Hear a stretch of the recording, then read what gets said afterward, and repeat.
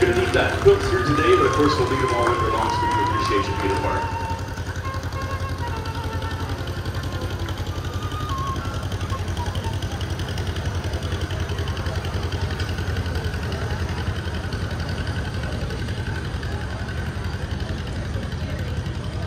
All right, we're going to lead things off with the miniature part of the world, and you're going to have to come back here and tell me what that is again.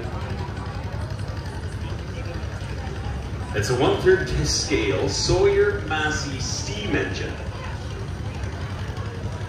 Driven by Ryan Kennedy. How about for that?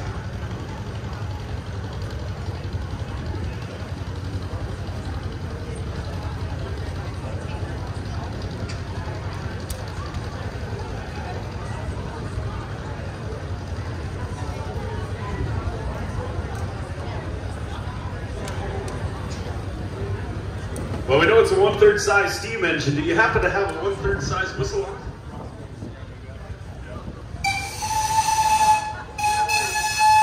There you go.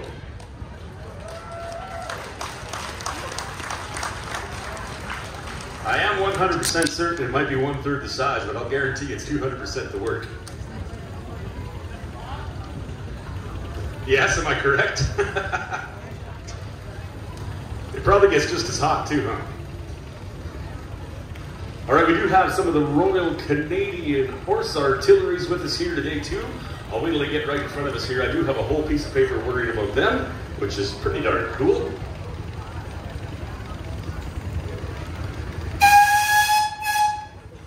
I got you this year. I wore my earplugs the first day.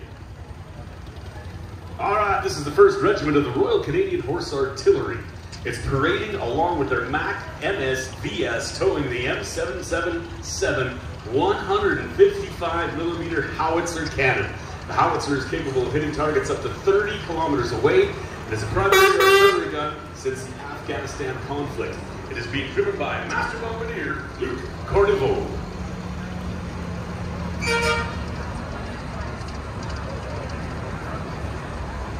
Following them, the Royal Canadian Artillery Museum has presented the following vehicles. This is a 1983 Bombardier LLVW towing the Canadian C1 105mm howitzer. The howitzer is capable of hitting targets 11 kilometers away and is being operated by Bombardier Foley. Following him is a 1941 Chevrolet gun tractor towing a 25-pounder gun and limber. The 25-pounder was capable of engaging targets 12 kilometers away, operated by the museum mechanic Rob Love. Following that is a 1968 M38A1 Jeep capable of 60 miles an hour at 14 miles per gallon, operated today by Brad McCowan. Is that all? Oh, wonderful. How about it for the military, everybody? We're on the roll now. Well, hi. It's going well. How are you? I've got cars and trucks too. MGM Ford Lincoln if you're in Red here. All right, first thing we got is a 1919 Ford model shaky paper T. Museum owner and Jim Latimer's at the wheel. Built in 1919, it was just chassis with a fire, supplying a body. The price was $600. The top speed was 22 miles an hour.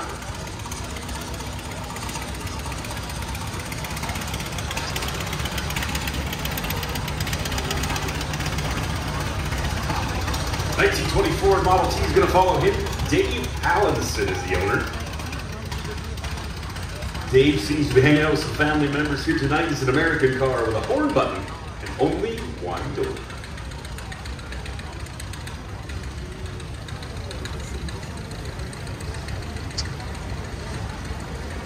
Following there, number 27, a 1934 Model A, Alexa and Bill Fleury. And Bill is at the wheel. Hello, folks. Feel free to applaud whenever you see something you like. We're not going to ask for it the whole time. It is an hour and a half long, but we do appreciate all of the antiques and all the pieces we have here today. Especially 1931 Ford Victoria. It's a 2-door. Dave Allenson owns it as well. Roger McKenchewy, I believe is how you write that. This car participated in the Pine to Prairie Relic Run 54 kilometers and no breakdowns. Traveling the O1 highway from Ontario to the Saskatchewan border, 35 miles to the gallon, 401, what does that say? 40 to 45 kilometers an hour. Number 32 is 1939 International Tilt Deck.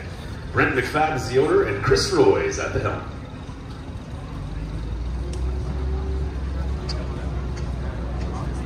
I even knew what this was. This is a 1946 Fargo panel owned by Rob Hawkins. Rob Hawkins doing the driving.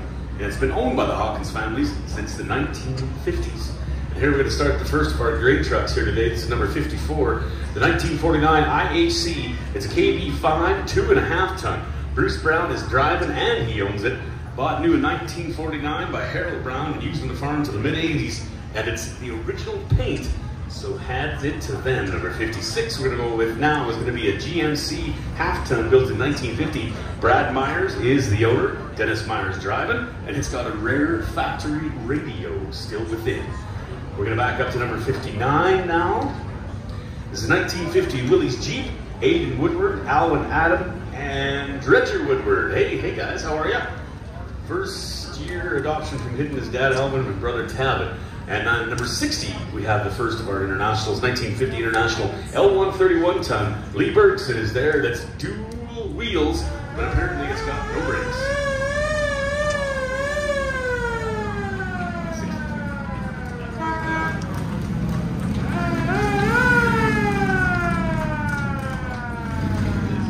And number 62 that just went by is a 1961 Mercury fire truck. The museum owns it. And it's Norm and Julie Desarle, and it's used in Pomona for many, many years. And here we go with the first Volkswagen, number 74. Looks like it's a convertible Volkswagen Super Beetle. Melissa Fleury and Bill or Melissa doing the drive. And here we go with the first of our semi-trucks. 1965 Mack B61, Gordon Dickinson, and Gordon's doing the drive. It's been a working truck from 1964 all the way up to 2004.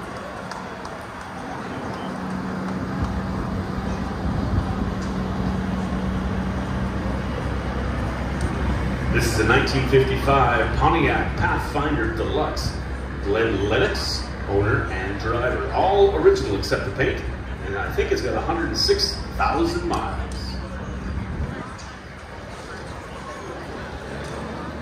Number 80 is a 1977 Ford F-150 Explorer. Norm Swenson owning and operating fully loaded F-150 for 1977. Never driven in the winter.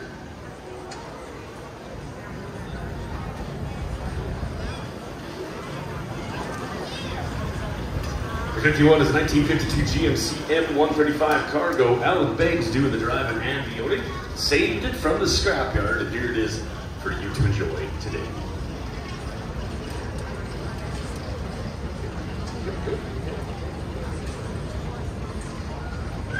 So this happens quite a lot along the prairies. The raffle colt here to raise a little money for the Threshermans reunion. They're pleased to offer the raffle American quarter horse Gelding. The young Gelding is the 10th colt that has been generously donated by the Linwood Equine Ranch from Carberry. The colt is up to date with vaccinations, had regular farrier work done. Big thanks to Patterson Mobile Vet for donating her services towards this colt. And thanks to Roy Mans for keeping him over the winter in a warm barn. We'll be talking about that for the entirety of the weekend. So there's two ways to win the colt. You buy a ticket and win it, or you can put a silent bid in the colt winning ticket. Chooses the money. Tickets are available at the information booth, and the draw will be made Sunday the 30th during the intermission of the rodeo. Now, I didn't know exactly what this was. I snuck off the trailer for lunch, and I ran into these guys on the road, so I took a little video. Look for that later on. But this is the Fort Ellis Wagon Train. They left Carberry on Sunday. These teams have wandered southeast for the past 5 days, and we're traveled the 57 miles to be here today. Many of these wagons have been built by their drivers and some of them have running water, stores, and cots. These teams will be working in the field, giving tours at the threshing competition. The first one was a wagon boss, Wagon boss, 30 years, Art Gibson was in the lead, and Laurie Brookin from Nippewa, Manitoba. Outriders Justin McKee from Brookdale, who'll be pitching sheaves at the threshing contest later. Gordon Nelson and family from Austin, Manitoba, driving horses. He himself will be using the threshing competition later. Roy Mans from Austin was in one of the wagons as well. His team captain and Annie will be working in the field later this afternoon. Bruce Gilmore from Kelwood, his team of Suffolk horses will be threshing later on in the arena. And this is number 6, Craig and Angela Gardner from Winnipeg. They've enjoyed the trail ride a number of times. And number 6, this is Clayton and Wendy Kunzelman from Wawanisa. They brought their young team of perchers and will be here to work in the field and take it into sights. Number 7, Alex and Lynn Christensen are pulling a donated show wagon built by Bill and Wayne Moore, and this wagon will be used to give village tours leaving from the train station. All right, I think we're all caught up with it. That was, whoop, sounded like my brother, the auctioneer, there for a second.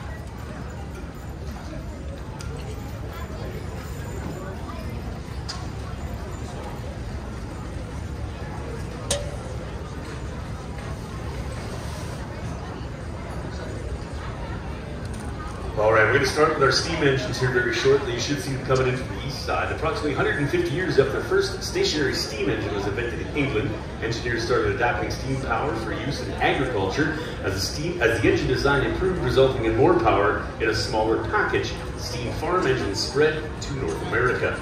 This first agricultural steam engines were called portable engines, and they were self-contained on wheels and could be pulled by horses from job site to job site. By the 1875, the first self-propelled steam-tracked engines appeared, and they would be a dominant force in mechanized agriculture until approximately 1915 to 1920. All the engines that are shown today utilize the same basic principles, converting heat energy into mechanical energy using water. This first one is going to be the Down family engine. It's a JL Case 50 horsepower bought and built in 1914.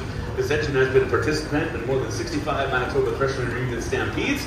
The engine was purchased in 1961 and bought to the museum in 1967 for the Zinc and has been here ever since. The small case production engine had on the ground. It was really originally owned by the University of Manitoba. Following on will be the Howson engine. It's another JL Case. This engine was sold new to Harvey Mundok of Franklin, Manitoba, and it worked in a McClary area. This machine's life was the sole power of a custom threshing crew, pulled stumps and moving buildings, and then the last part of it, it ran a sawmill. This engine was donated to the museum by Robert Howson in 1967. This machine is used in the threshing contest you're going to see a little later on today, and the flywheel is not polished.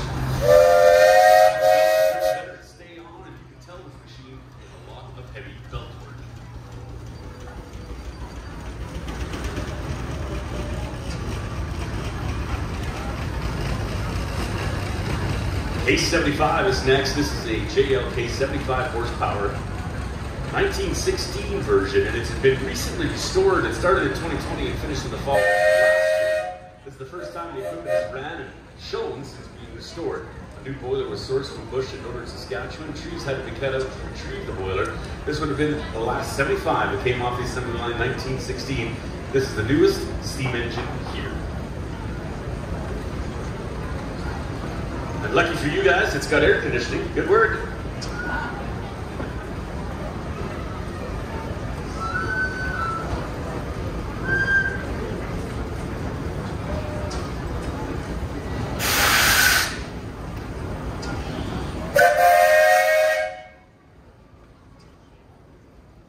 Next up is Twister. It's another 75 horsepower this time. It was built in 1911.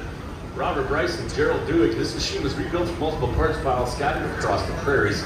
It's done in the mid-2000s in Elie, Manitoba, and it was being rebuilt when a tornado hit the town and started the thickening. Even heavy winds like that could hardly move the machine. This engine has a number of factory optional area-appropriate aftermarket parts, making it a bit of a hot rod, as they say. This includes extra wide front and rear wheels, an aftermarket governor, steam valve, ice spikes,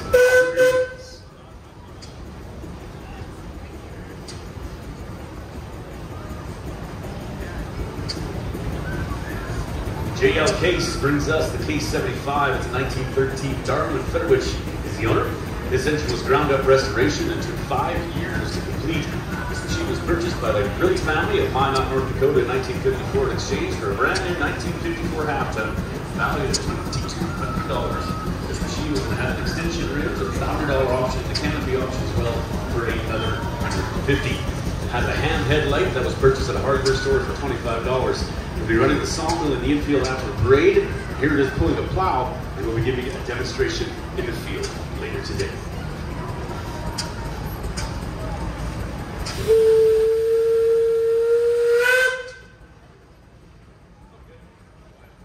So it's JI Case.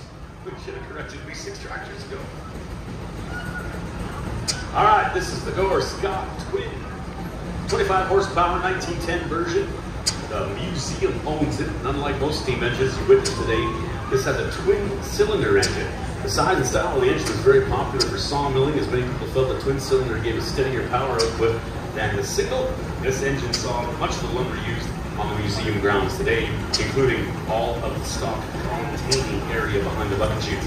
It spent a lot of time plowing as well, and when it arrived, the gears were so worn out that the operators used to back the engine up all the way from the sawmill to the engine shed. This is one of the original 4 steam engines that were on the grounds here at the museum, and it was here when it was at court.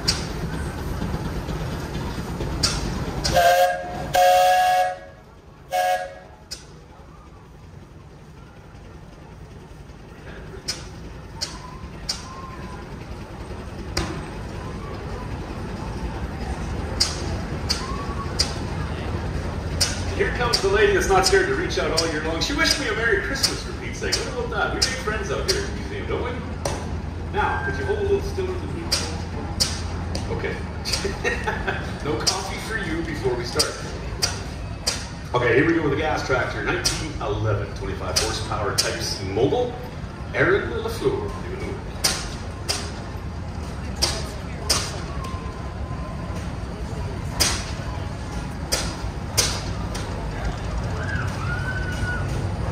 She just told me I should probably tell a joke, and I can't remember one. I tried one with the aliens or somebody wanted to get it.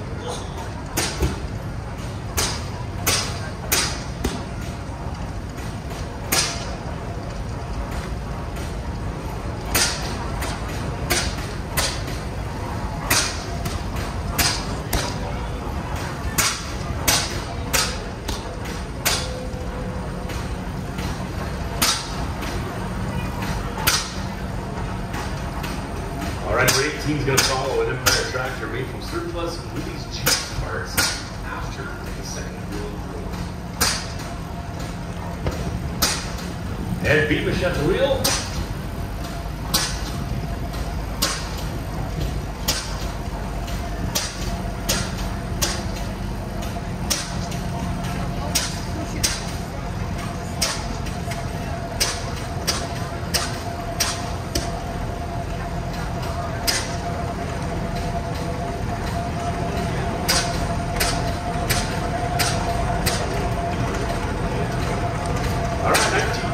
Minneapolis, 3570.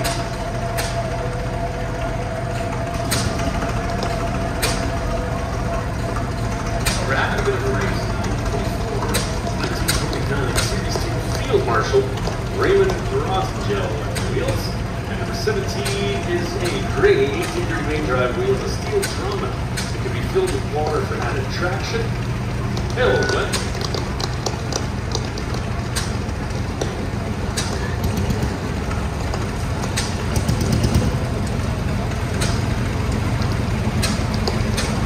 Number 9 is Beaver 1220, built by Shapely Gold Beer Company. You like Lennox, do the drive it? Number 22 is a Land Bulldog, 16. Thomas Cassidy.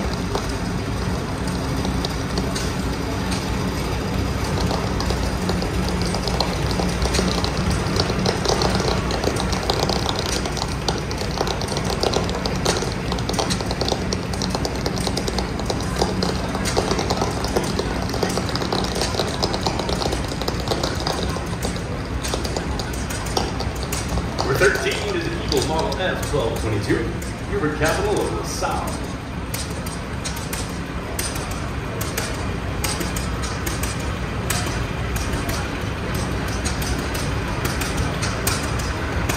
Number 38 is a 1941 IHC Farmall Cultivision. Birds with us. Number 39 is 1948 Farmall Super A.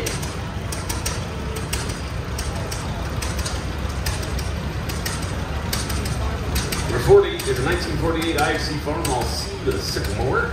Chris Courts of Toronto. Hey, you traveled about as far as I did. And number 41 is a 1940 IFC Farmall H 26 horsepower.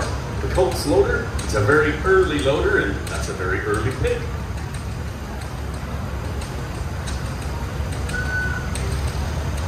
'42 1940 Farmall H.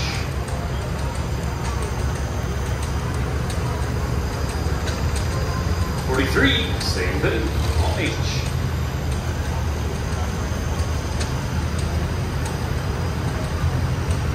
46, 1943 IFC Farmall M.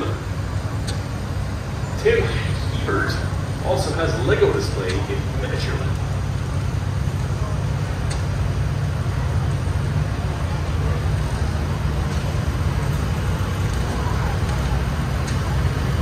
47's 1944 Farm All M.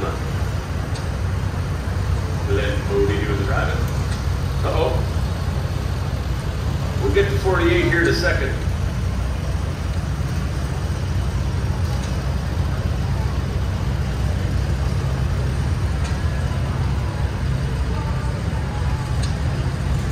There we go.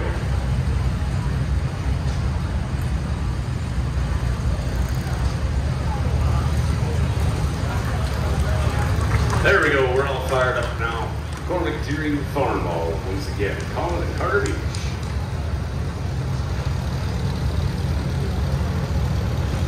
Number 50 is a 1939 McCormick W4 horse, 25 horsepower rather, purchased new by Dennis's grandfather, Adrian St. Marie, originally on steel wheels but converted to rubber in 1947.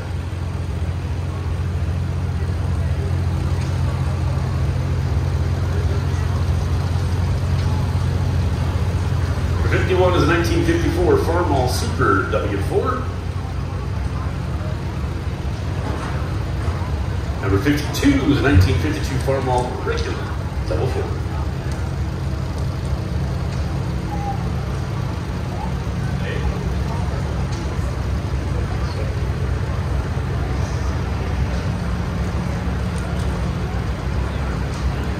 Number 58 is a 1956 Farmall Super WD9.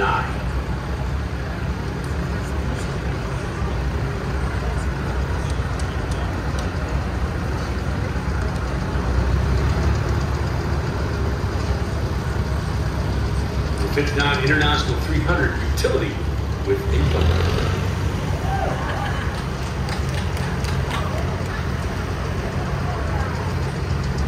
Cliff Hamilton doing the steering. How you doing, Cliff? Good, good. So is the steamed corn going on yet today? Yeah. Oh yeah. Last night for supper already, okay. I was at a rodeo in southern Alberta last weekend. I brought a bag of it home. Everybody's quite proud of me. No, I didn't steam it before. I will admit that it was so sweet I ate one raw on the way home. It was pretty good.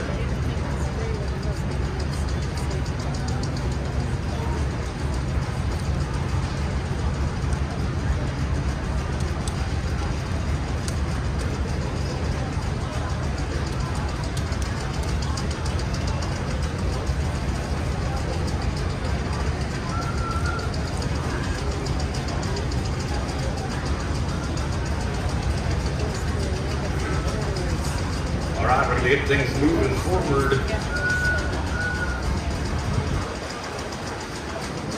Let's have a round of applause as we lead things off with the 1919 Case 2040, owned by Norman Hunter.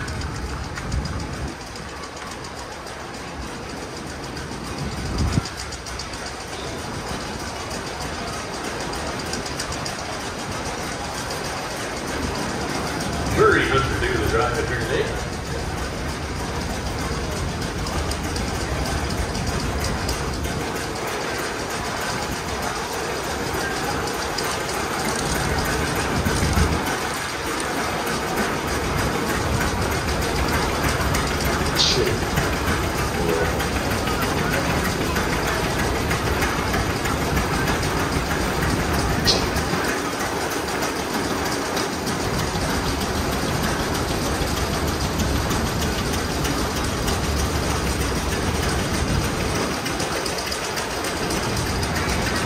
All right, Mr. Ryan Down is here, 66. We don't have your number. Well, I can see your number. There's nothing written about it, so I'll come talk to you later. Oh.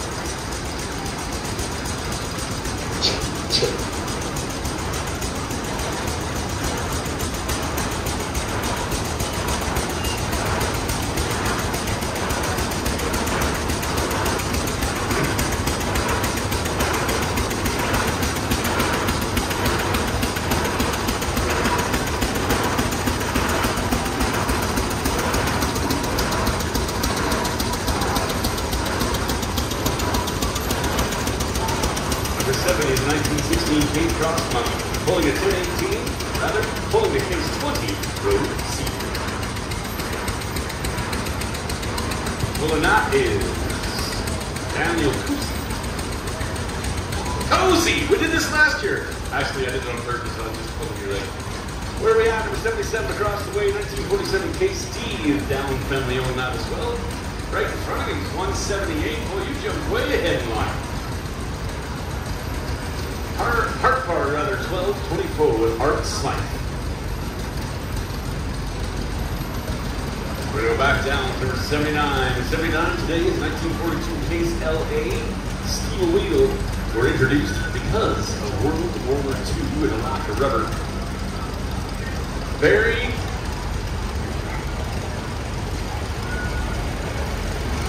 Oh, Barry Cliff was the president of the president's daughter, rather. We're close. Number 80. Tomorrow is perfect. 1946 KLA, 50 horsepower, biggest 40s case tractor. This tractor has been owned for 3 generations by the Dixon family, and that is Aaron Dixon. Number 83 is a 1966 Case 930 Comfort King, owned by Bruce Brown.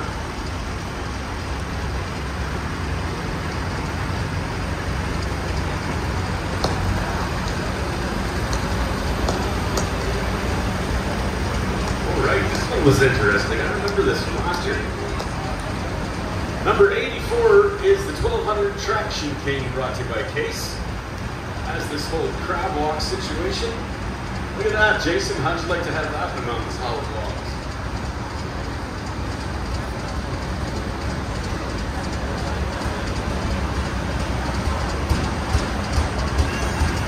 Oh, look here. Back.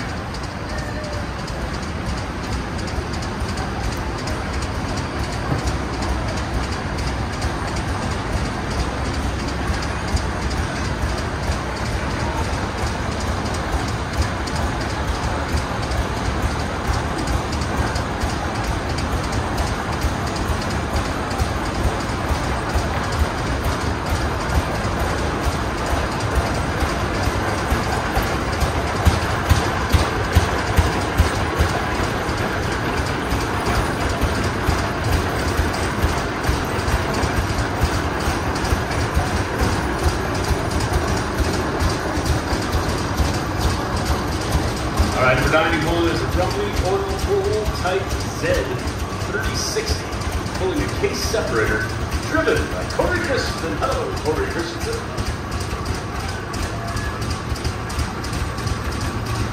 Is that the one that's going to be in the contest here later as well? He'll be in the flashing contest here in a second. Very good.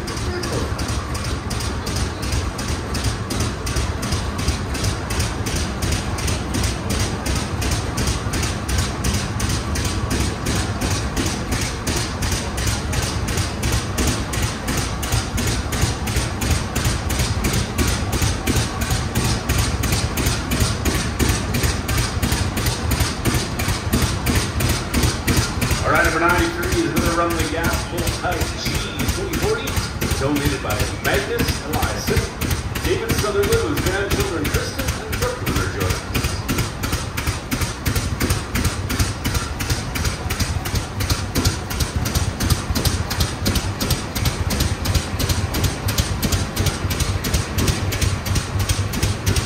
Number 95 is the Rumley Oil Full Type H1630, restored by Ken Turnball. Gordon Giles, great grandson of the original owner, doing the driving. Number 100 is a Rumley Oil Pull Type R2545 with a Nicholas Shepard Combine. Circa 1930-1935, it weighs 10,000 pounds. Curtis Sims is driving it today.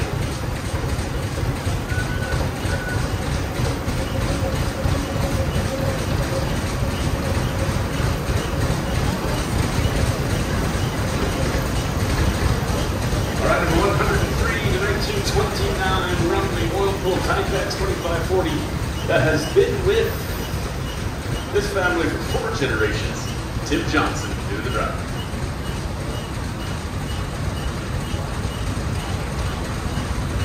We're going to go back to some Alice Chalmers, number 106 now. Alice Chalmers B, Bill Fleury Jr. here today.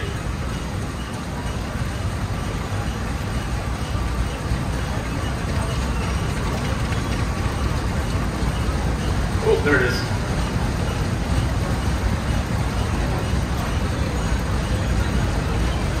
We don't have any info, but ladies, just wave at the crowd. They're that way. There you go. So turn your thing. Serena Roy. Hey, Serena Roy. Who's your friend? Can't see.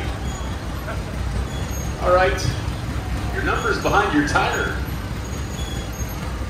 121 is 1947 Massey Harris 55. Pulling a 14-foot Massey Harris number 25 cultivator. 124 is 1917 Waterloo Boy, Model E, 1224, Jim Redwood.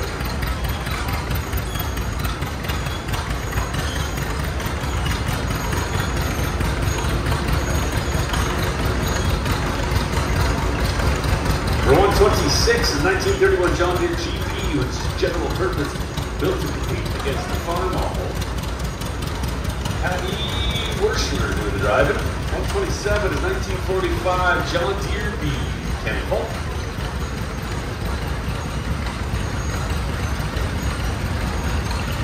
128 is 1939 John Deere B with a mandrel saw.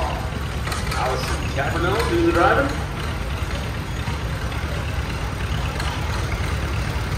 129 is 1941 John Deere B. And Albert Schiller doing the driving. 130 is a John Deere B single wheel. Brett Tully. And 132.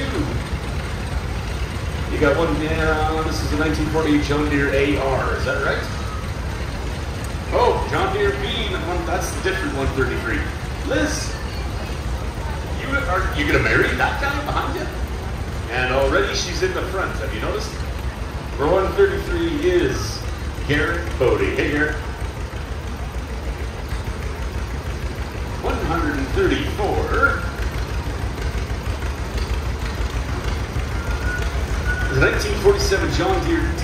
This tractor was purchased new by Lionel Wright of Boston, Manitoba, driven by grandson Declan. Declan, his dad, decided after many years it was time to make it rumble again. Declan knew the driver. Thank you, sir. 140. John Deere Model D, 1936, pulling an Imperial grain wagon.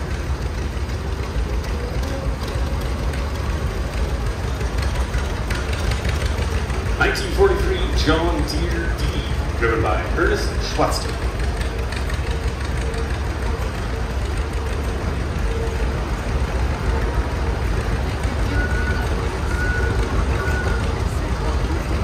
'44 is the 1940 John Deere A, Curtis Latimer doing the drive.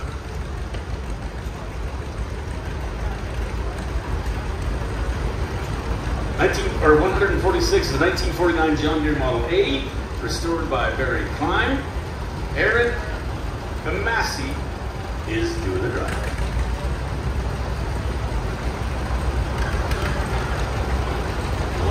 '48 is John Deere 730 diesel tractor, John Swatsky. 149 is 1944 John Deere G. Angie Klein, Manitoba Agricultural Museum president. Oh, you're still president. Good for you.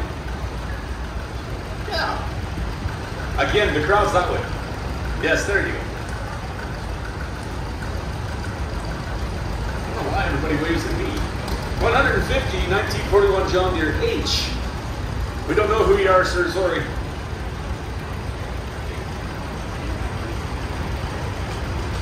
$153 doesn't have a number either. What do we got here? That's the president's husband. I wonder who the boss is. Well, the granddaughter's pointing at you and you're pointing at her. I'd like to know who the sellout is. Number 154, here we go. John Deere M pulling a 20-year-old John Deere Sea Drill. William Cozy doing the driving. 156. 1953, John Deere R, driven by Peter Swatsky.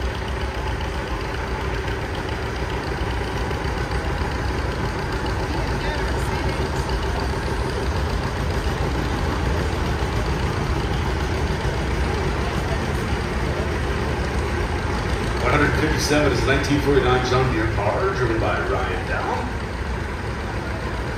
It's not Ryan Down, but that's okay.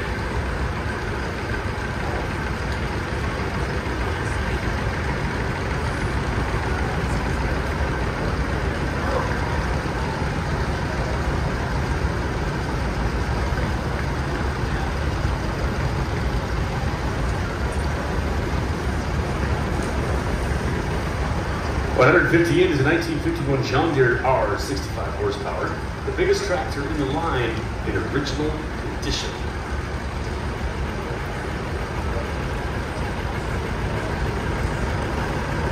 Corey and Austin Lee waving at you.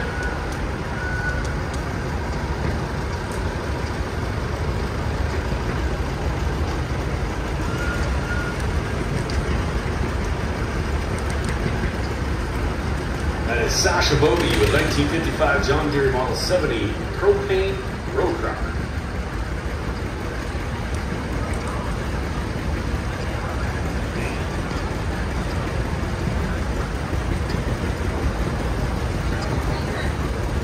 Ooh, engaged to be married to somebody we don't know yet who. It could all be a ruse. 164 1954 John Deere 70 John Wall.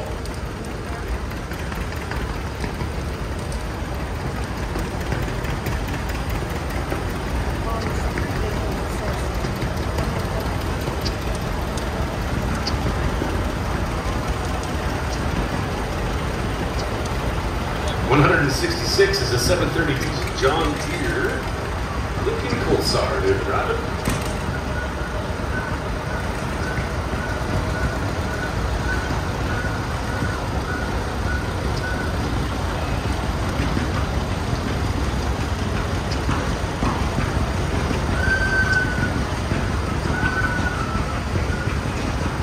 Ride 168 is 1969 John Deere 2510. Stuart Wheeler.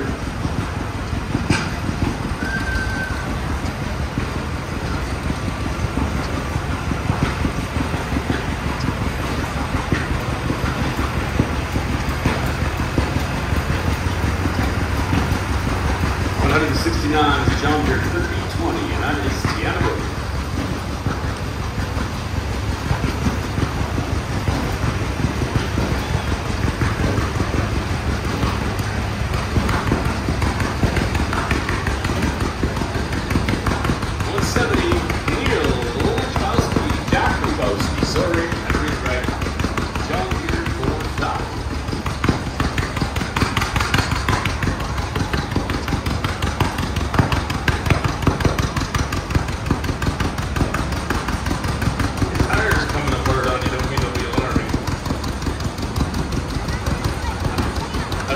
Hardcore Model 30, 1630, placed about 1530, the down family on that as well. The 174 Hardcore 1224 McKenzie Nibs, Celeste Hamilton.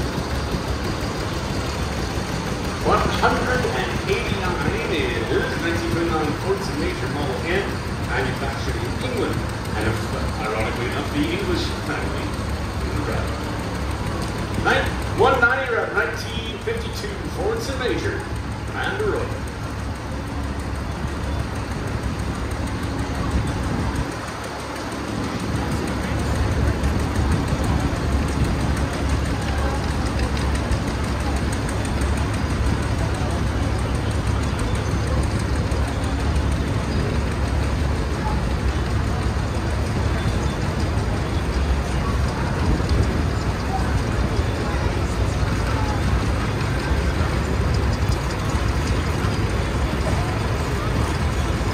Minneapolis Moline, number 203.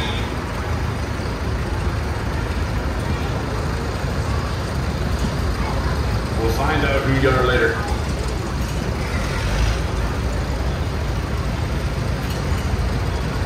204, we'll find out that later too. 205, 1964 Minneapolis Moline G705. It's got a set of dual wheels on the back. Out for Leo and Bill McCleary.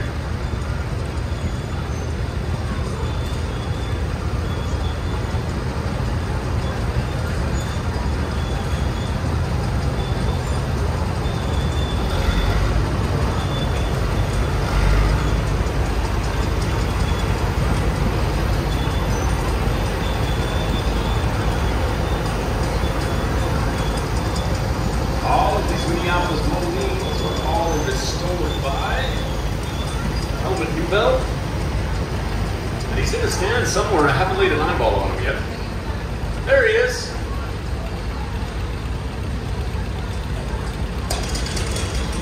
You're too close to the post, I couldn't see it. All right, 210, Minneapolis Moline R, pulling a Minneapolis Moline corn husker. David Reimer Arbor, didn't drive it. Helmet took care of that one as well. 212 is a 1952 Moline U, pulling a Model T4 Combine. Carol Penner. Hi.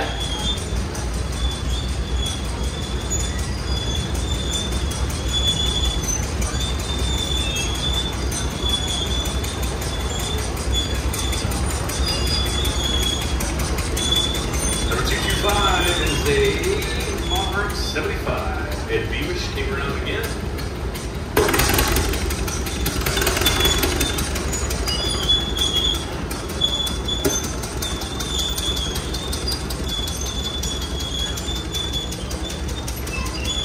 That's a 1953 Chevy Green truck. Aaron Abbey. Thank you, Aaron Davey. Easy, Glenn. Here. 223. Where am I at here? Oh, 149. 1949. Massive Harris 21A and original parts and tires. And it's field ready. Driven by Wes.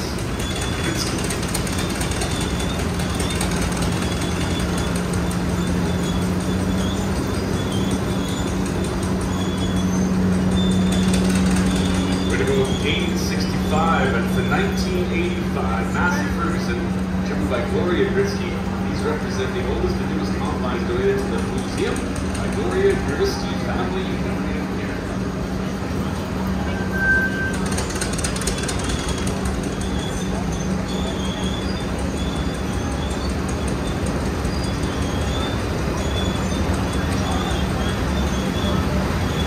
K17 is a K660 Combine, brought to us by John Rico. Following that is going to be 214 Massey Harris 21 Combine, Dustin and Doug Barber.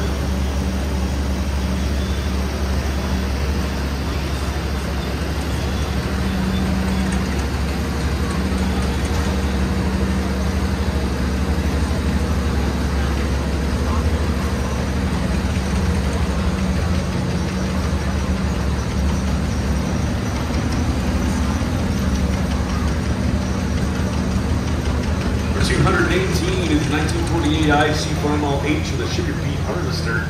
Barry, is that wheel? Hello, Barry.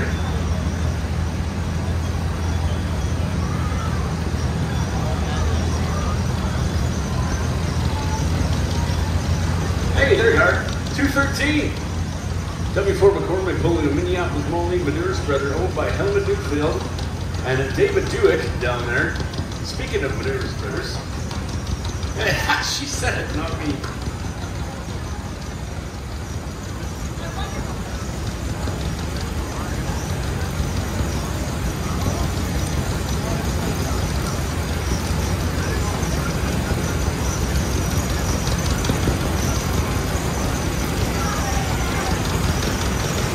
Glenn's with us with number 216, but we don't have any information.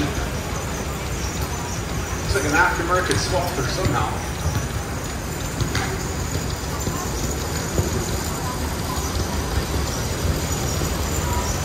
Holy moly.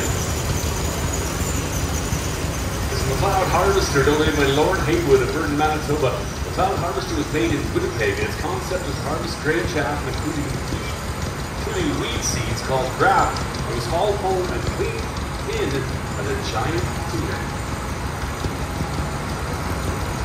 Then the bin and the grain and the feed, the chaff, the weed seeds, the livestock. The concept was well received by the mixed and they were discontinued.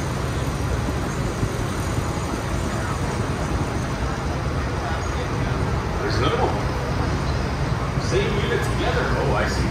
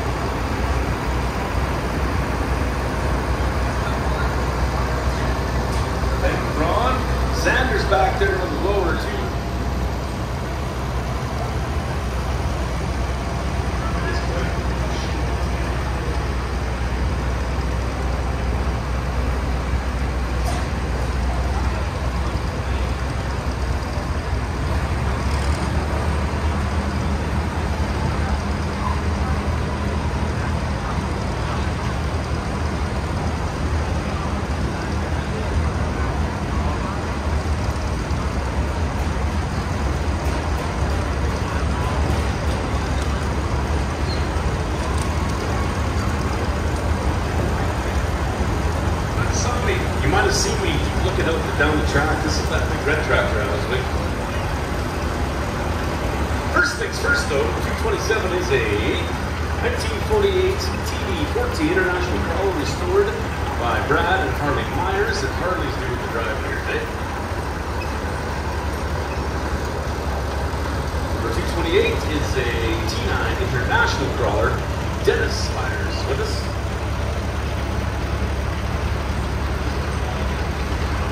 Now, I think everybody by now knows exactly who this is. This is Big Roy. I can't tell who's driving. They've got a little too comfy in the air conditioning.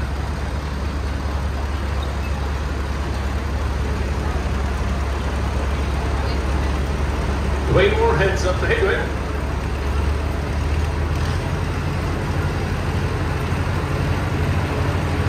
You should just drive that all the way back to Alberta.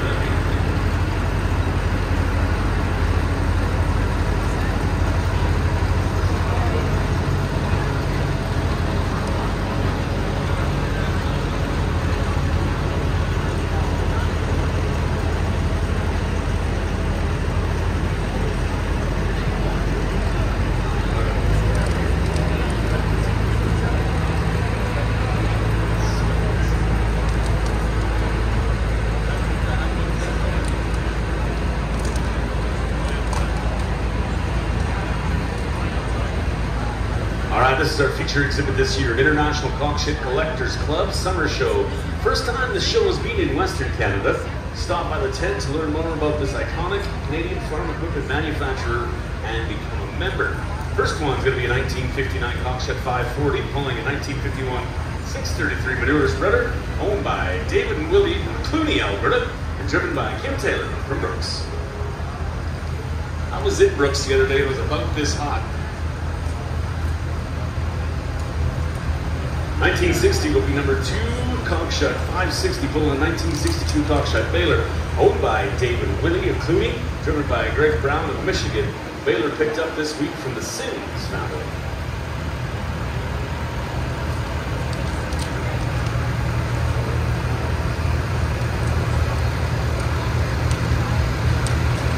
All right, number 3 is a Cockshed 570 Super, owned by Rod Welser.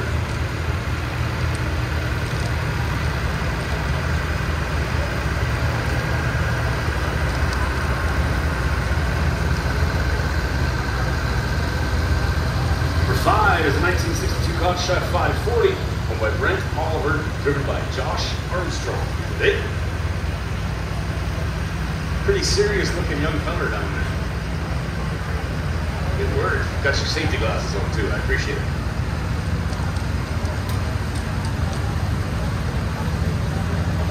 So number 6 is a 1967 Cockshed 1550, owned by Leslie family, driven by Vanessa Wilcox. Janice, or Jay, I'm sorry. It's the first day. We're going to get a couple of names wrong. This once.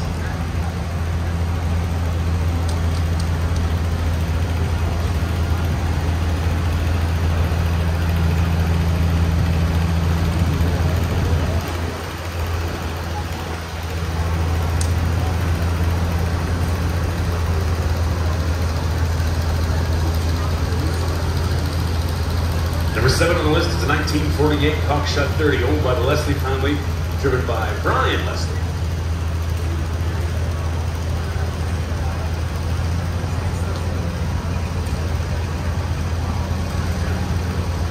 '42 Cockshed 70, owned by Doug Crow of Rosser, Manitoba, driven by Doug. And grandfather bought a new pulling. Wait a second here. Grandfather bought brand new pulling a Cockshed walking plow in the late 1800s.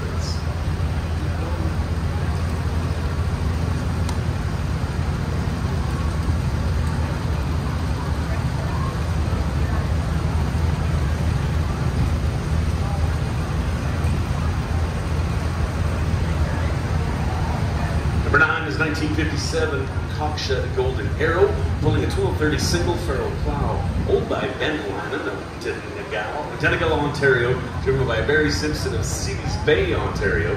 The tractor was bought from the factory. All these little notes on the side. I'll get it tomorrow. I'll get them all.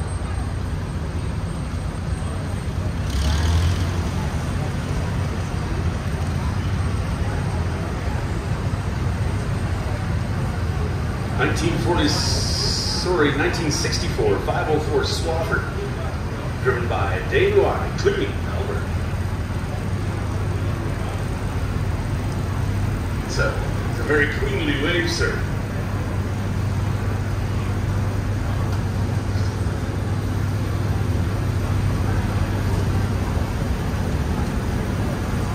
It's a 428 cockshot combine. Not sure who's driving, but he looks like a nice guy.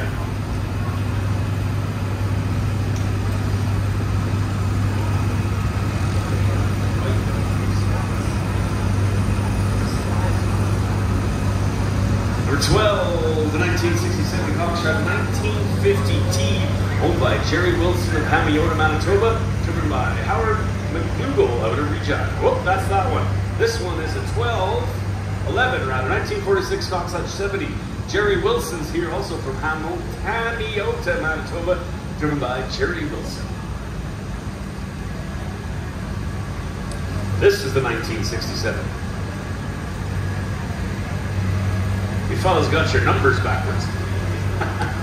Don't worry, it's happening to me all day long.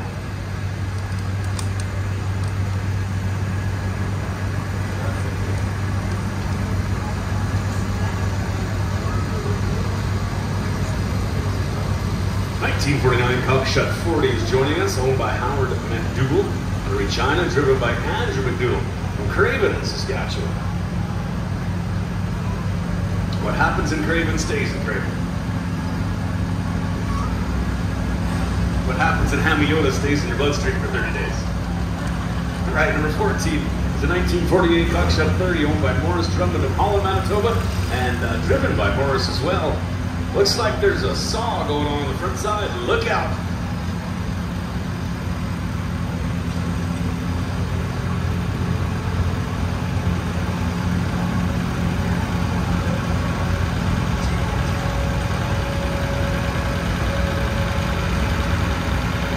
Number 15 is a 1968 cockshot 1850, owned by Morris Drummond of Holland, Manitoba, driven by David. Sponsored by Drummond Farm Services, both uses the grain auger tractors in harvest. This is a cockshot 30, it's number 16, it's 1947 model, owned, restored, and driven by Danny, oh boy. Decision. Hey, look at me go. It's not bad. Number 17 is 1951 cockshot 30, owned by Jordan Hawkins, Nesbitt, Manitoba. Sorry, sir, no one told us your name. Well, that is you? Hi. There you go.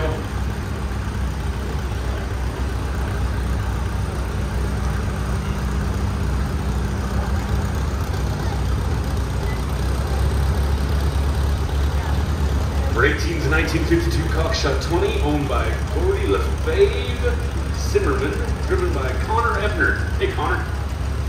What year's the battery?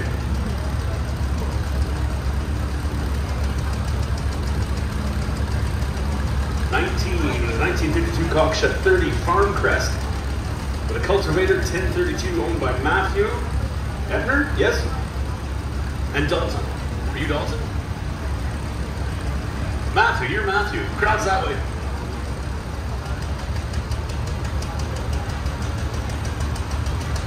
Now it's about time to start looking down the track here for that fast one, the blue one.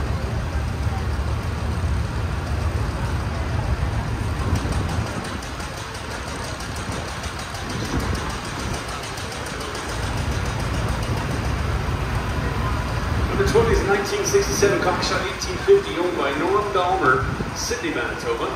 Driving Norm was also Norm, rather. 707 Leon Loader used for all jobs.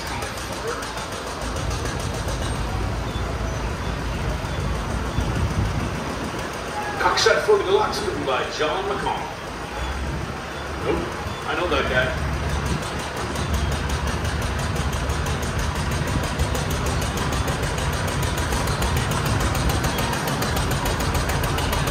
Well, call it a family reunion because Olivers are here. They're half cousins to the Cockshots. And That's a 1946 Oliver 99, owned by the museum, driven by Tanner English.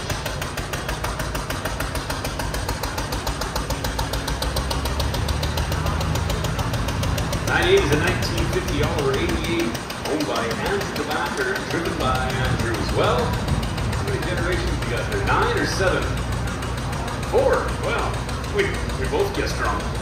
By the brand new, by great-grandfather. All right, 99 is an Oliver 60, built in 1944, owned by Brent Armstrong, Landroof, Manitoba.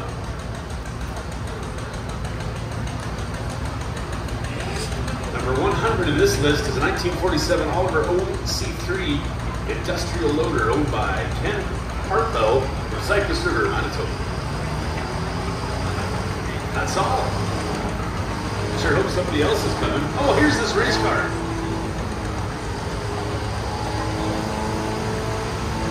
Whenever you're ready, boss. Check 1, 2.